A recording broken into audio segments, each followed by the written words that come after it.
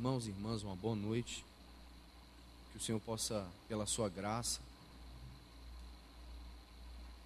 superabundar em nossas vidas nessa noite. Amém, queridos? Nós vamos abrir as nossas Bíblias de novo aqui, na Epístola de Paulo a Timóteo, no capítulo 4. Vocês sabem, irmãos, que já temos algum tempo considerado esse capítulo, e estávamos vendo sobre como Paulo adverte a Timóteo sobre a condição da apostasia que há de vir, ou haveria de vir, nesses últimos tempos. Paulo então dá uma descrição concernente ao conteúdo dessa apostasia, ao caráter daqueles que são agentes nesse tempo, de ensinos mentirosos, de doutrinas de homens, doutrinas que visam mais as regras, a coisas que não dizem respeito ao evangelho da graça do Senhor. Então Paulo, ele procura destrinchar para Timóteo o conteúdo desse ensino, a característica dos agentes, daqueles que propagavam e propagam este ensino, ou estes ensinos, o seu conteúdo, a sua mistura, a sua fraudulenta consistência, apoiados em fábulas, apoiados em coisas que não dizem respeito à verdade, coisas misturadas com a carne, ensinos de demônios, muitas coisas que não condizem com o verdadeiro evangelho.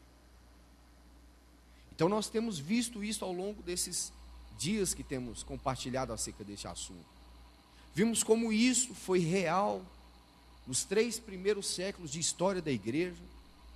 Vemos como que isso hoje é real ainda na vida da igreja, desses que procuram infiltrar no evangelho, na vida da igreja, costumes de homens, doutrinas de homens.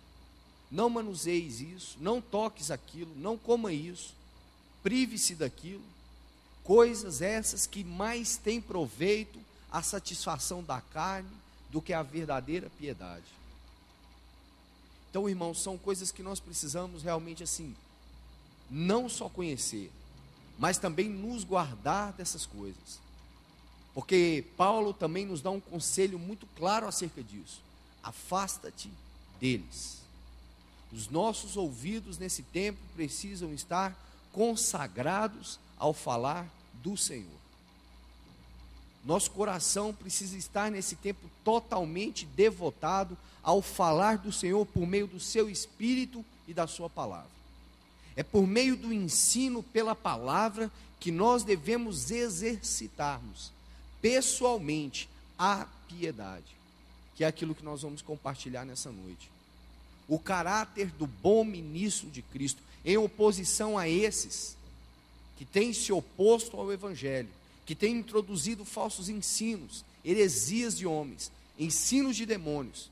Então Paulo agora vai abrir mais o leque e vai tratar pessoalmente com Timóteo acerca do caráter do bom ministro de Cristo, daquele que tem sido chamado a ser servo, daquele que tem sido chamado a cooperar com o Senhor, na edificação da casa, de Deus, que é a igreja do Deus vivo, coluna e baluarte da verdade. Paulo vai tratar isso agora pessoalmente com Timóteo. E vamos fazer a leitura então, irmãos, do versículo 6 ao versículo 9. E vamos seguir aqui. Diz assim: expondo essas coisas aos irmãos. Que coisas são essas? Tudo isso que resumidamente nos referimos agora. Tudo isso que Paulo começa aqui no capítulo 4, no versículo 1. Ora, o Espírito expressamente afirma que nos últimos tempos alguns abandonaram a fé, Então ele diz: exponha isso aos irmãos. Expondo estas coisas aos irmãos, serás bom ministro de Cristo Jesus, alimentando com as palavras da fé e da boa doutrina que tens seguido, mas rejeita as fábulas profanas e de velhas caducas. Exercita-te pessoalmente na piedade, pois o exercício físico para pouco é proveitoso, mas a piedade para tudo é proveitosa ou lucrativa. Uma outra exposição que Paulo fala acerca da piedade é que a piedade é grande fonte de lucro com contentamento. Porque tem a promessa, a piedade para tudo é proveitosa, porque tem a promessa da vida que agora é e que há de ser. Fiel é esta palavra e digna de inteira aceitação. Então, irmãos, uma leitura cuidadosa dessa sessão vai nos levar a entender que agora Paulo trata pessoalmente com Timóteo acerca das características de um bom ministro do Senhor. Irmãos, eu creio que se o Senhor de alguma forma tem te chamado nesse tempo, se o Senhor tem falado ao teu coração nesse tempo, eu entendo que nós precisamos estar de ouvidos e de olhos atentos àquilo que o Senhor quer nos falar. Porque o Senhor não só deseja nos chamar, mas Ele deseja que nós sejamos fiéis, dispenseiros fiéis, cooperadores fiéis, bons ministros do Senhor. E é acerca disso que nós queremos nessa noite compartilhar junto com os irmãos. Nós vamos ver 5 pontos que eu creio que são essenciais aqui naquilo que lemos. Primeiro, Timóteo devia expor o ensino claramente. É interessante porque aqui a palavra expor no grego, upoteme, fala justamente que Timóteo devia suprir com seus próprios recursos. Ou seja, que na vida de Timóteo, como nós lemos, havia um depósito do Senhor na vida dele. Desde muito pequeno ele foi ensinado na sã doutrina, com o testemunho da sua mãe, com o testemunho da sua avó. E aqui Paulo está dizendo que tudo que ele tinha recebido do Senhor, ele devia considerar como um suprimento para outros. Então a palavra aqui está dizendo que Timóteo devia fazer daquilo que Deus tinha ministrado no seu espírito, fonte de suprimento para os irmãos. Faça isso, Timóteo, exponha essas coisas. Então ele diz aqui, que esses assuntos, aos quais Paulo tinha dado introdução no versículo 1 do capítulo 4, eram coisas que o Senhor tinha já confiado a Timóteo. E Timóteo então devia suprir os irmãos nessas coisas. Irmãos, o quanto isso é interessante. Porque às vezes nós encontramos na experiência cristã irmãos que têm recebido do Senhor, que têm recebido a palavra, que têm recebido o ensino, que têm recebido do Senhor, mas que infelizmente nada flui da sua vida. Você não vê nele aquele pão para aquela hora. Então Paulo está nos chamando a bons ministros de Cristo, a suprirmos a necessidade dos irmãos com aquilo que pela graça o Espírito tem trabalhado no nosso espírito. Nós não podemos ser negligentes, irmãos. Talvez você tenha vivido ou tenha tido experiências ao longo dos anos terríveis, mas tudo isso, saiba, faz parte do propósito de Deus para que hoje você tenha, pelo Espírito, condições de socorrer a outros. de expor o ensino a outros. O grande problema, irmãos, não é a quantidade de falsos ensinos que são ministrados, mas são aqueles que têm do Senhor uma medida e estão calados. Esse é o problema. O problema é que a voz profética no meio do povo de Deus não se levanta. O problema é que aqueles que têm de Deus um encargo têm se esbarrado em si mesmo, têm se esbarrado no seu próprio isolamento, na sua própria descrença, na sua própria falta de fé, e têm deixado de cumprir cabalmente o encargo que o Senhor tem nos dado, de servir uns aos outros na sua casa. Aquela comunidade terapêutica que Lucas diz, ela tem esbarrado no isolamento pessoal. Irmãos, quantos têm procurado viver a vida cristã entre quatro paredes? Quantos têm se isolado? Quantos têm se calado? Quantos têm se omitido até mesmo no serviço cristão? Quando eu digo isso, irmãos, não é só na questão da pregação, mas em muitos aspectos, a maioria dos cristãos hoje estão omitidos. Eles não se oferecem, você não pode contar com eles. Há uma apostasia no interior do coração que tem os tornado gélidos, frios. Não desejam mais a comunhão, não desejam mais a oração, não desejam mais a pregação, as reuniões. Algo tem acontecido e eles têm se isolado num caudal de gelo, de onde eles não conseguem mais sair. E o problema com relação a isso não é só o seu isolamento. O problema é que Satanás, quando ele isola o cristão, ele vem e propõe a ele os seus manjares. Ele fica suscetível a toda sorte de ataques do inimigo.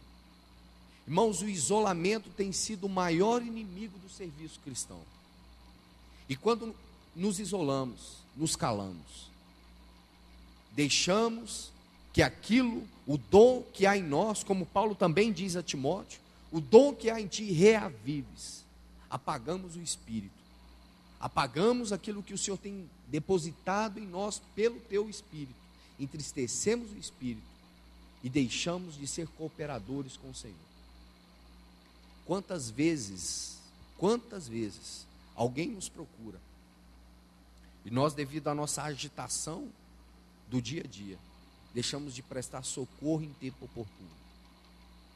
Irmão, se você tem ouvido a palavra do Senhor nesses dias, se você tem estudado essas epístolas pastorais, você vai perceber que o ensino de Paulo ele é estritamente pessoal nessas epístolas. Examine você, examine até mesmo, eu mesmo, nos examinar à luz dessas epístolas pastorais.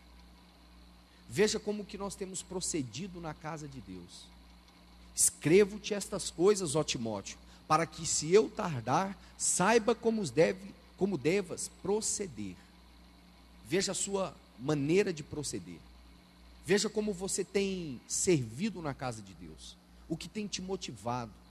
Aonde nós temos falhado. E de que maneira nós estamos procedendo na edificação da casa de Deus. Essas epístolas pastorais, elas vão checar o mais íntimo do nosso ser. A começar com o nosso relacionamento com o Senhor, passando pelos nossos relacionamentos com os irmãos, e muito especialmente na conduta e na vida pessoal de cada um de nós. Sonde o seu coração por meio dessas epístolas. Leia elas com cuidado. Leia elas pausadamente, leia de novo, e veja como que o Espírito trata de assuntos pessoais, num nível de intimidade que talvez você não vai encontrar no Novo Testamento, né? Como nessas epístolas pastorais, para que sejamos então sondados pela palavra.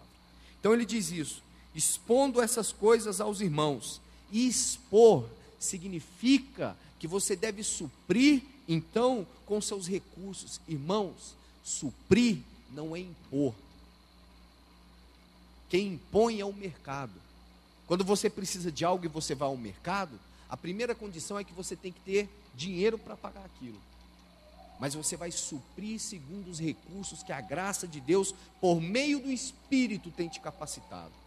Não te faças negligentes para com isso, irmão. Não se torne motivo de opróbrio. O Senhor tem te confiado algo, uma medida do Senhor tem sido depositada na tua e na minha vida, e isso visa o socorro de uns aos outros. Irmãos, esse cristianismo vivido na experiência de reuniões é a maior tragédia que nós podemos experimentar na nossa vida pessoal. A vida cristã, ela não é baseada apenas no reunir da igreja, ela é uma parte muito importante, mas não é a principal. Nós precisamos estar ligados afetuosamente uns aos outros, para que nós possamos servir uns aos outros, segundo a medida da proporção do dom de Cristo, que pela graça tem sido ministrado a cada um de nós. E aqui não há como se isolar, querido. Não é assunto de capacidade, não é assunto de eloquência, não é assunto de estudo, é questão de graça. E a graça foi derramada sobre cada um de nós, e é graça sobre graça. Há uma medida plena de Cristo no movimento da igreja, onde nós passamos a desfrutar daquilo que Cristo tem ministrado em cada um, e aonde nós encontramos então socorro em tempo oportuno.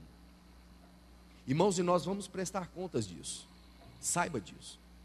O que Paulo tem em mente é impressionante, porque sempre quando ele escreve, parece que ele tem em mente que ele vai prestar contas ao Senhor, por tudo aquilo que o Senhor o revelou, por tudo aquilo que o Senhor dispensou a Paulo. Irmãos, nós precisamos viver à luz do tribunal de Cristo. O Senhor tem investido da sua palavra nas nossas vidas durante todos esses anos. E isso não é para o nosso deleite, muito menos para as nossas faculdades intelectuais, embora elas estão inseridas no processo. Isso é para socorro dos irmãos. Isso é para a edificação da igreja. E cuidado, a igreja não se limita aos irmãos aos quais você reúne, até que todos cheguemos à unidade da fé e ao conhecimento pleno do Filho de Deus. Deus tem em vista algo através de você e através de mim. É isso que Paulo está nos chamando aqui. O segundo ponto que eu quero ver com os irmãos, e depois vamos ler de forma mais íntima cada uma delas. Vamos abrir aqui comigo, irmãos, na segunda epístola de Paulo a Timóteo, no capítulo 2, para que nós possamos então entender aqui essa exposição que Paulo faz acerca desse ministro fiel. Vamos ler a partir do verso 24. Ora, é necessário que o servo do Senhor não viva a contender, e sim deve ser brando para com todos, apto para instruir, paciente, disciplinando com mansidão os que se opõem, na expectativa de que Deus lhes conceda não só o arrependimento, para conhecerem plenamente a verdade, mas também o retorno à sensatez, livrando-se eles dos laços do diabo, tendo sido feitos cativos por ele, para cumprirem a sua vontade. Esse texto nós vamos gastar aqui um tempo com ele. Paulo diz assim: é necessário que o servo do Senhor não viva a contender. Essa é a expressão que ele usa. É interessante, porque se você for no original, e você for buscar o sentido dessa palavra, contender, você vai ver aqui que Paulo está dizendo que o servo do Senhor não deve brigar, ou ele não deve viver numa briga, ou numa guerra de palavras. A palavra aqui no grego é machomai. Alguém que vive brigando, alguém que está numa eterna guerra de palavras, numa guerra de argumentos, numa guerra de exposições de coisas que na verdade não promovem a edificação de Deus na fé, ou a administração de Deus que é pela fé. Alguém que vive a contender. Ele diz assim: o servo do Senhor não deve contender. Ou seja, ele não pode viver numa constante guerra de palavras, numa agonizante guerra de intelecto. Irmãos, o quanto nós vemos isso nesses dias. Às vezes achamos que expor a palavra ou falarmos do evangelho é uma guerra de palavras. Temos que expor o defeito, temos que falar daquilo e falar daquilo outro. Nós temos que nos limitar, irmãos, à pregação do evangelho. Devemos nos afastar de toda contenda, de toda guerrilha de palavras. O servo do Senhor não é esse que se propõe a combater com palavras, a discussões que não têm fim. É alguém que não se dá o prazer de apenas brigar, de apenas contender, de apenas ficar lançando palavras ao vento. Essa não é a característica de um servo do Senhor, de um ministro do Senhor. E às vezes nós queremos, né, irmãos, pela contra-argumentação, argumentamos aqui, argumentamos ali, falamos isso, falamos aquilo, e passamos a querer convencer aquele que nos ouve pela muita quantidade das nossas palavras. Uma guerra sem fim, uma guerra de palavras. E mais, é necessário que o servo do Senhor não viva a contender, e sim, deve ser brando para com os que ele reúne junto. Diz aí, brando para com todos. Essa palavra brando significa que ele deve ser amável, afável, simples. Não é alguém que procura contenda com palavras, guerra de argumentos, mas é alguém que é amável para com todos, indistintamente amável, não contencioso. Diz mais, apto para instruir, hábil no ensino. Queridos irmãos, o quanto nós temos que nos apropriar da palavra de Deus nesse tempo. Eu tenho dito para alguns irmãos, o Senhor tem te chamado e tem me chamado a servir. E creio eu, queridos, que nós estamos entrando num período nesses dias, aonde o Senhor, pela sua misericórdia, irmãos, e que assim seja mesmo, que nós venhamos a fazer uso deste depósito que Ele nos tem confiado. Irmãos, dias terríveis estão à nossa frente. E sabe onde é que as pessoas vão buscar socorro? Sabe onde os nossos familiares vão buscar respostas? Muito provavelmente na sua e na minha casa. Irmãos, nós precisamos nos apropriar da palavra nesse tempo. Temos que estar aptos a ensinar. A palavra no grego aqui, didáticos, da onde nós temos a palavra didática, mostrar o caminho de forma amável e sem contenda de palavras. Irmãos, o quanto isso é sério. O mundo está perturbado de todos os lados. Mas qual é o nosso papel? Apontar o caminho de forma amável, sem contenda de palavras. Irmãos, vamos esquecer os nossos argumentos. Vamos olhar para o Senhor. Vamos permitir que o Espírito, pela sua graça e misericórdia, possa fazer com que Cristo flua através de nós. Para que esse amor, que não é o nosso amor, mas é Cristo mesmo amando através de nós, possa conduzir cada um daqueles que o Senhor assim desejar, à verdadeira piedade, à verdadeira devoção, ao verdadeiro discipulado a Cristo Jesus. Para que nós, irmãos, venhamos sair de cena e que Cristo apareça, e que Cristo seja visto nas nossas vidas. Amém? Diz também, paciente. A palavra aqui no grego diz que ele deve ser uma pessoa tolerante, até mesmo com os erros.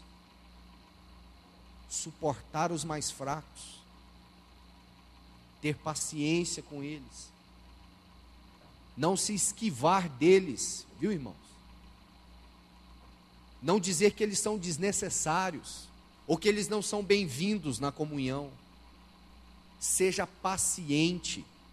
Claro que não vamos tolerar, irmãos, coisas, terríveis, escabrosas, ensinos heréticos, mas naquilo que nós podemos e devemos suportar, devemos ser pacientes. com questões secundárias, se o que você come escandaliza o irmão, se o que você tem por diversão não vai escandalizar o mais fraco, temos que ter tolerância, irmãos. O povo de Deus é um povo muito intolerante com os mais fracos. Queremos exercer juízo, queremos exercer autoridade, e isso não é coisa de bom ministro. Um dispenseiro do Senhor é paciente com os mais fracos, suportando-os. Paulo escrevendo aos Efésios, sujeitando-vos uns aos outros. Esse membro que parece desnecessário é o mais necessário. E aqueles que têm tido a oportunidade de ter um membro que acha que é desnecessário, saiba, Deus tem algo a fazer na tua vida por meio desse irmão. Mas seja paciente, seja tolerante, não seja duro, não seja áspero, não seja alguém indiferente com relação a essa pessoa, a esse irmão, principalmente os irmãos mais velhos.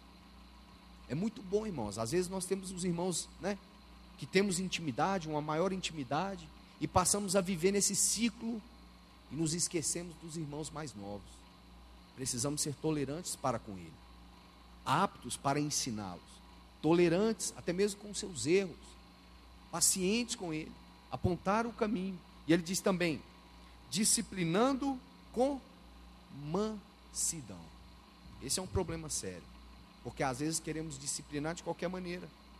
A palavra aqui está dizendo que nós devemos disciplinar com gentileza, bondade e humildade. Irmãos, eu sou o primeiro da fila que eu creio que esse versículo tem que fazer um reboliço na minha vida. Porque às vezes quando vamos exercer disciplina, como que nós exercemos disciplina? Somos duros, cobramos, nosso tom de voz se eleva, temos muitos argumentos, isso está errado, seu proceder não deve ser assim. A palavra está dizendo que nós devemos ser gentis, bondosos, humildes. Irmãos, Cristo em nós deve, pelo Espírito, fazer com que nós venhamos a adquirir essas características de um bom ministro do Senhor, para que nós possamos estar aptos a ensinar, mas não de qualquer maneira, aptos a disciplinar, mas não de qualquer jeito, não duramente, não severamente, mas com mansidão e com gentileza. Porque qual é o objetivo? Olha o versículo 25. Se você começa a fazer a leitura, você vai ver que disciplinando com mansidão os que se opõem. E aí ele diz assim, na expectativa de que Deus lhes conceda não só o arrependimento, mas também que eles recobrem a sensatez, a lucidez.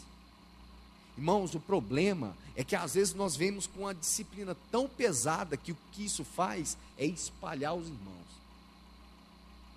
E aqui Paulo está dizendo que ele precisa ser recobrado, não só se arrepender, mas ele tem que ser trazido de novo à sensatez. Ele precisa recuperar a direção, o caminho. Porque às vezes nós queremos somente visar uma parte do negócio.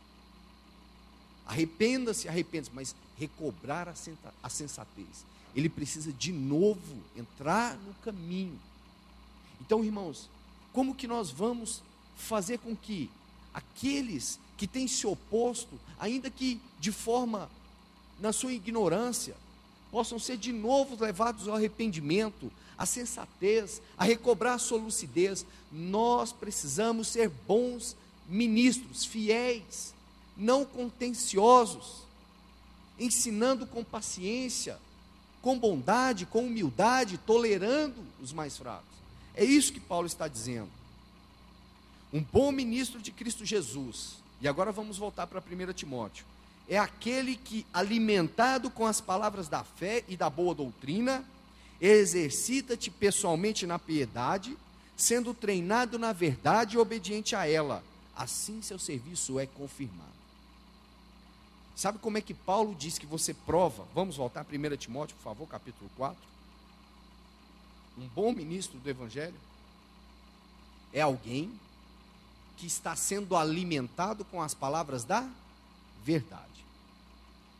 Sendo alimentado pelas palavras da verdade, ele é alguém exercitado na piedade. Exercitado na piedade, alimentado com as palavras da verdade, ele está apto a ser um bom ministro do Senhor Jesus. Porque às vezes nós podemos ficar no primeiro degrau, alimentados com toda a palavra da verdade. E vamos para o estudo, vamos para os livros, vamos ler, mas Paulo diz assim: exercita-te pessoalmente. Pessoalmente. Tudo isso que você tem ouvido, tudo isso que você tem aprendido desde criança, bota em prática. Faça disso o exercício da tua vida. Porque Paulo diz que o prêmio para esse exercício é a vida, e o termo vida aqui não é bios, é zoe. E ele diz assim: da vida que é e da vida que há de ser. Então, irmãos, aquilo que nós temos vivido, com a palavra que tem sido o nosso alimento, e o exercício que temos feito com ela, vai dizer quem nós seremos na eternidade. Isso tem em vista não só o mover presente, mas o mover eterno do Senhor Jesus. O exercício da piedade tem em vista a vida eterna. Aquilo que estamos fazendo agora, neste exato momento, tem um reflexo na eternidade. Se nós julgamos que temos sido alimentados pela palavra, se nós estamos pela palavra sendo exercitados pessoalmente, saibamos que isso tem um reflexo não só nessa vida, mas também na vida que há de ser. Amém, irmãos? Vamos voltar ao texto então? Mas, versículo 7 do capítulo 4. Rejeita as fábulas profanas e de velhas caducas. Que Paulo está falando de um falatório inútil, de algo que não produz edificação.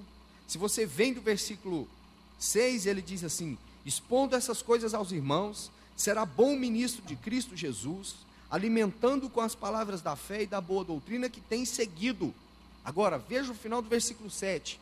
Ele diz que ele deve rejeitar as fábulas. E ele diz assim: exercita-te pessoalmente na piedade. Ele precisa ser treinado. A palavra, a doutrina, a palavra da fé deve ser um veículo pelo qual ele seja treinado na escola de Cristo. É a ferramenta que o Espírito Santo tem para o discipulado cristão, a palavra. Tudo isso que Timóteo estava ouvindo, tudo isso que o Senhor fez na vida dele desde pequeno, tinha em vista agora o seu exercício pessoal, a sua santidade, a sua devoção, a sua consagração integral para o serviço do ministério. Significa que agora ele perdeu todas as suas expectativas que estivessem fora desta esfera. Tudo aquilo que nós estamos recebendo, toda a palavra que o Senhor tem ministrado a nós durante todos esses anos, todo o investimento do Espírito, visa o nosso exercício pessoal. E isso, irmãos, tem reflexo não só agora, mas também na era vindoura. Então ele diz: exercita-te pessoalmente na piedade. Você vai ver que essa palavra aparece muito nas epístolas pastorais. E ela fala da vida cristã de forma integral. Um bom ministro é alguém que exercita a piedade. E exercitar a piedade está intimamente ligada com o alimento da palavra. Alimentando com a palavra da verdade. Alimentando com a palavra da fé. A palavra da verdade e a palavra da fé te condiciona a exercitar. Se vamos para um exercício físico, irmãos, e não temos um alimento no corpo, não temos condições de responder a esse exercício, vamos ter um problema.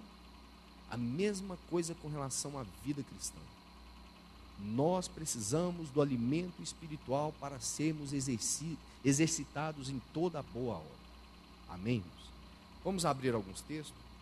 1 Coríntios capítulo 9, 25 e 27. Todo atleta em tudo se domina. Aqueles para alcançar uma coroa corruptível, nós, porém, a incorruptível. Assim corro também eu, não sem meta. Assim luto, não como desferindo golpes no ar, mas esmurro o meu corpo e o reduzo à escravidão, para que, tendo pregado a outros, não venha eu mesmo a ser desqualificado. Vê como Paulo tem em vista o exercício da piedade, de acordo com a palavra da fé, com a palavra da graça, visando o quê? Não ser desqualificado. Para que quando ele abrisse a sua boca, para que quando ele falasse a palavra, ele não fosse desqualificado por causa do exercício pessoal acerca da palavra. Vamos ler mais. Colossenses 3. E o versículo 5. Diz assim: fazei, pois, morrer a vossa natureza terrena. O exercício, irmãos, a que Paulo se refere a Timóteo, é justamente um exercício que visa a santidade. Porque Paulo diz que o exercício físico tem pouco proveito, tem pouco lucro, mas grande fonte de lucro é a piedade com o contentamento. Então Paulo está dizendo que o exercício espiritual que visa a manifestação da vida de Deus, não só nesse tempo presente, mas também no tempo que há de ser, ou na era que há de ser, é de principal importância para nós. Ele diz que o exercício físico é pouco proveitoso. Ele tem o seu proveito, pouco proveitoso. Mas nós devemos principalmente considerar o exercício espiritual. E o exercício espiritual, através daquilo que o Senhor nos faz, pela sua disciplina, pelo trabalhar da cruz, nos visa ser participantes da santidade de Deus. Isso tem um peso agora e terá um peso na eternidade. De forma, irmãos, que aquilo que estamos vivendo agora, o exercício que temos feito com a palavra que temos recebido nesse tempo, isso vai demonstrar, isso vai se manifestar também na era vindoura. Amém? Um outro texto que eu queria ler com os irmãos, Efésios capítulo 5. Efésios 5, vamos ler o versículo 3 e o versículo 5. Diz assim: mas a impudicícia e toda sorte de impurezas ou cobiça nem sequer se nomeia entre vós, como convém aos santos. Versículo 5: sabei, pois, isto. Tome nota, saiba disto. Olha o que ele diz: nenhum incontinente, ou impuro, ou avarento que é idólatra, tem herança no reino de Cristo e de Deus. Mais uma vez, Paulo está demonstrando que o exercício da piedade por meio da palavra nesse tempo tem em vista a nossa herança no reino de Deus. Vamos ler também 1 Tessalonicenses, capítulo 4. Vamos ler do 1 ao 5. Finalmente, irmãos, nós vos rogamos e exortamos no Senhor Jesus, que, como de nós recebestes, quanto à maneira porque devíeis viver e agradar a Deus, e efetivamente estáis fazendo, continueis progredindo cada vez mais, porque estáis inteirados de quantas instruções, de novo essa palavra, vos demos da parte do Senhor, pois esta é a vontade de Deus, a vossa santificação, que vos abstenhais da prostituição, que cada um de vós saiba possuir o próprio corpo em santificação e honra, não com desejo de lascívia como os gentios que não conhecem a Deus. Você se lembra que lá em Colossenses, no capítulo 2 e o versículo 23, ele diz que aqueles que têm um rigor ascético na sua conduta, que têm abstinência de casamento, que fazem abstinência de alimentos, ele diz assim: isso não tem valor nenhum contra a sensualidade, ou seja, isso serve apenas para a satisfação da carne. E o que Paulo está dizendo é que nós precisamos exercitar o nosso corpo, a nossa vida pessoal, por meio da palavra, para que nós tenhamos herança no reino de Cristo e de Deus, de forma que aquilo que temos ouvido deve ser o exercício prático, ou a vida prática de cada um de nós. Vamos para Hebreus também, irmãos, capítulo 5. Hebreus 5. Ainda falando desse exercício espiritual. Hebreus 5,14.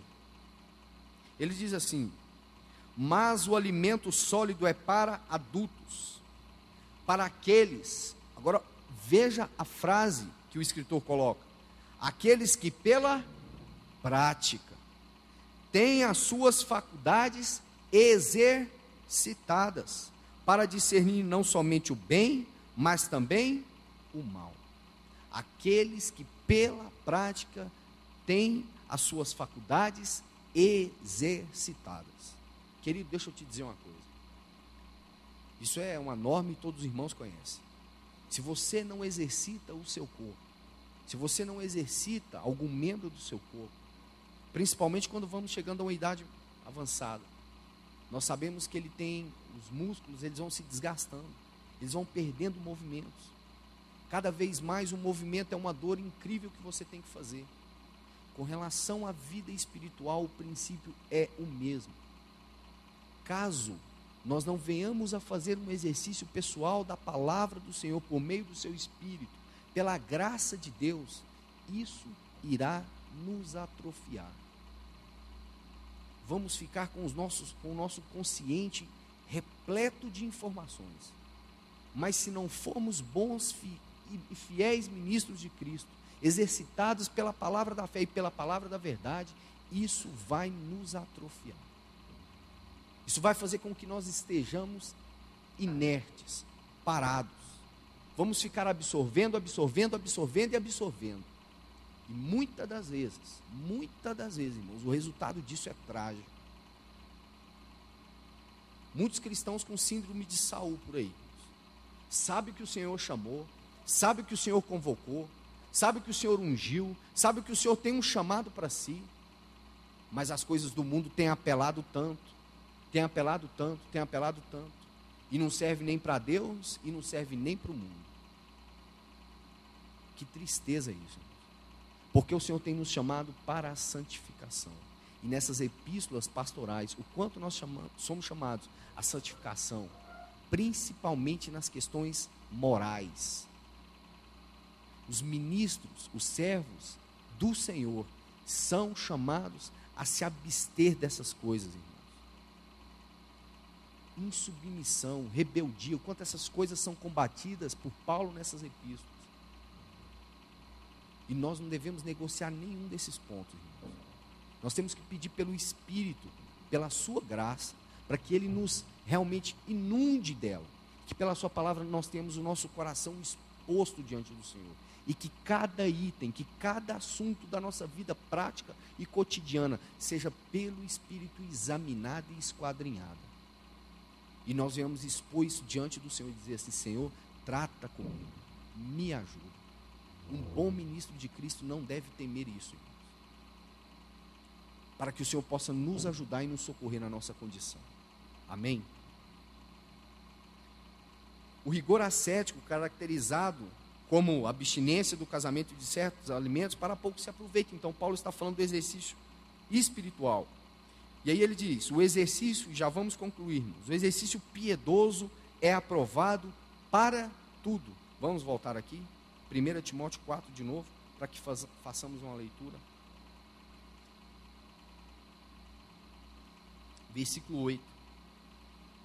Pois o exercício físico para pouco é proveitoso, mas a piedade para tudo é proveitosa.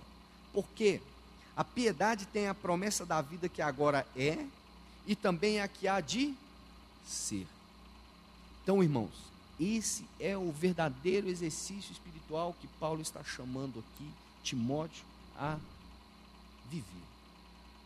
Se por um lado o Espírito afirma expressamente que nos últimos tempos uma apostasia se instalará, por um outro lado,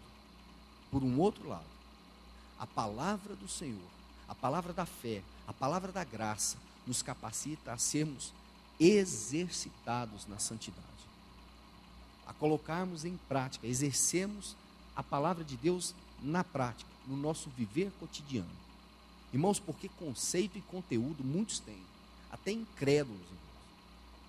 Tem incrédulos que têm um lindo padrão de vida, um lindo padrão de família, conceitos de vida excepcionais. Mas quais são aqueles que têm sido submetidos ao ensino do Espírito por meio da palavra, exercitados por ela, disciplinados por ela? A disciplina tem em vista a nossa participação em vista à santidade de Deus. É isso que o Senhor deseja. Então vamos ler, para que nós possamos concluir esse ponto. Romanos 12, um texto que os irmãos conhecem, e depois também vamos ler Hebreus capítulo 12. Romanos 12, versículos 1 e 2. Rogo-vos, pois, irmãos, pelas misericórdias de Deus, que apresenteis o vosso corpo por sacrifício vivo, santo e agradável a Deus, que é o vosso culto racional. E não vos conformeis com este século, mas transformai-vos pela renovação da vossa mente, para que experimenteis qual seja a boa, a agradável e perfeita vontade de Deus. É interessante que, se você ler esse texto, você vai perceber que nós temos duas claras posições.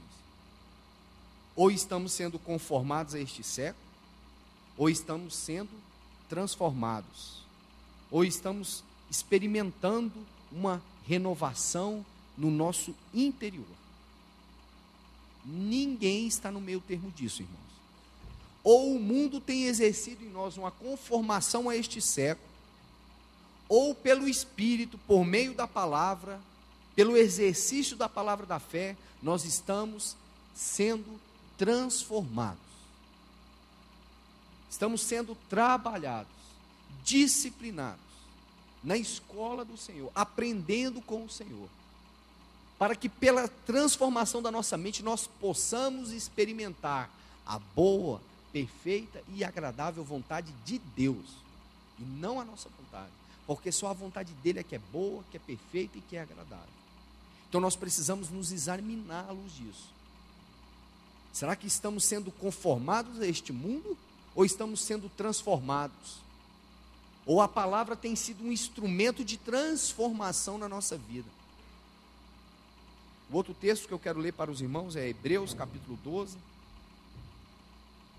E aqui eu quero, junto com os santos, concluir por hoje. Hebreus 12.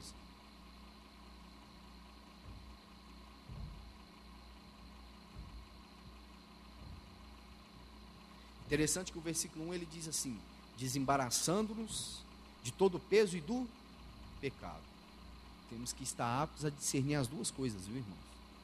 Não só o pecado, mas também o que é peso, o que é desnecessário, o que é secundário. Mas vamos ler a partir do versículo 4. Ora, na vossa luta contra o pecado ainda não tendes resistido até o sangue, porque alguns assim resistiram, né, irmãos? Até o sangue, os mártires, e sabemos de muitos. E estáis esquecidos da exortação que, como a filhos, discorre convosco. Filho meu, não menosprezes a correção que vem do Senhor, e nem desmaieis quando por ele é reprovado. Agora o versículo 10, a partir da parte B. Deus, porém, nos disciplina para aproveitamento, a fim de sermos participantes da sua santidade. Toda disciplina com efeito no momento não parece ser motivo de alegria, mas de tristeza.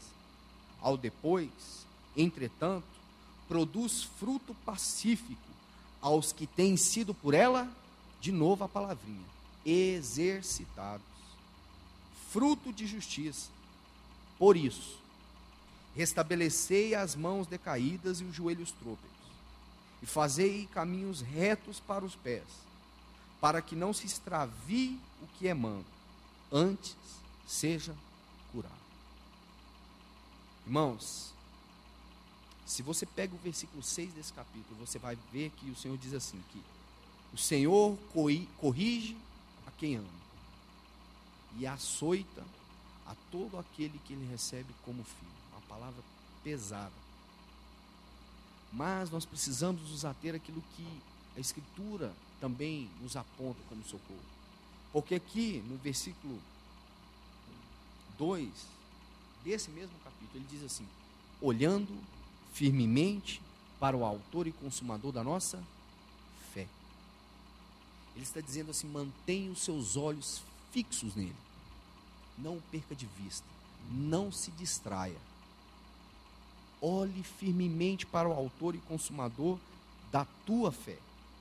Aí ele diz assim no versículo 3: considere atentamente aquele que suportou tamanha oposição dos pecadores contra si mesmo. Como nós vamos ser capazes de sermos exercitados em toda disciplina e até mesmo açoite que o Senhor nos condicionar?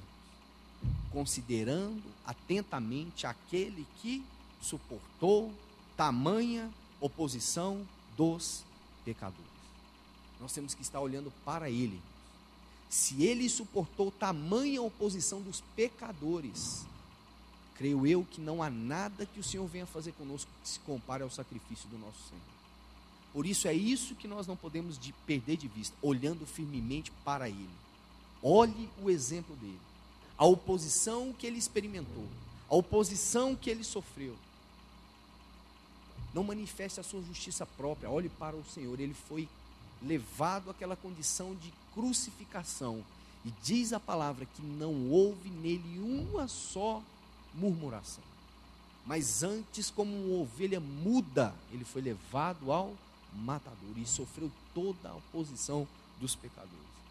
E aí ele escreve aqui no versículo 10: Deus, porém, nos disciplina para aproveitamento. Ele tem em vista, pela sua disciplina, que nós sejamos participantes da sua santidade. Embora no presente momento toda disciplina com efeito parece algo triste, mas ele diz: toda disciplina, versículo 11, com efeito no momento não parece ser motivo de alegria, mas de tristeza. Ao depois, entretanto, produz fruto pacífico aos que têm sido por ela exercitados. Todos aqueles que são filhos de Deus são exercitados na disciplina, porque a disciplina é o exercício do Espírito que visa a nossa participação na santidade de Deus.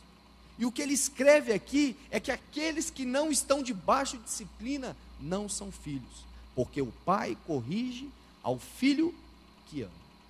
E ele diz assim: por isso, versículo 12, por toda essa disciplina que visa a nossa participação na santidade, essa disciplina que nos entristece momentaneamente, essa disciplina que parece um peso terrível, mas que lá na frente ela produzirá um fruto pacífico, por causa dessa disciplina que é o caminho de Deus. Ele diz assim: por isso, restabelecei as mãos decaídas e os joelhos trocos. Está vendo, irmãos, como entra de novo o ministério do bom ministro de Cristo?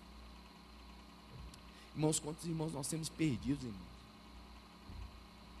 Estão questionando o Senhor, irmãos, a soberania do Senhor. Estão duramente entristecendo o Espírito, na sua glória, na sua santidade, na sua majestade, pelas coisas que têm sofrido. Mas o escritor aqui diz que nós, que temos recebido do Senhor a sua palavra, e sabemos que a disciplina de Deus, visa nos levar a uma participação íntima com o Senhor na sua santidade. Nós devemos, como diz aqui a Escritura, restabelecer esses irmãos, porque nós temos sido por ela exercitados, uns numa medida maior, outros numa medida menor, mas mas todos nós, na condição de filhos, temos enfrentado isso, a disciplina do Senhor. E a disciplina do Senhor é a prova cabal de que Ele nos ama, irmãos. O que tem em foco aqui é o amor do Senhor para conosco, irmãos. É esse que foi ultrajado pelos nossos pecados, é esse que sofreu tamanha afronta, é esse que nós temos que estar olhando para Ele e dizendo isso, que nós não temos motivo algum de murmurar, nós não temos motivo algum de reclamar, porque o Senhor sofreu uma afronta muito grave, irmãos, muito pesada. Ele sofreu. O capítulo 2 dessa epístola diz assim que Ele participou igualmente com os seus, nos seus sofrimentos, por isso Ele pode nos salvar totalmente e completamente. Não há nada, querido, que eu e você possamos experimentar nessa vida que o Senhor Jesus não conheça.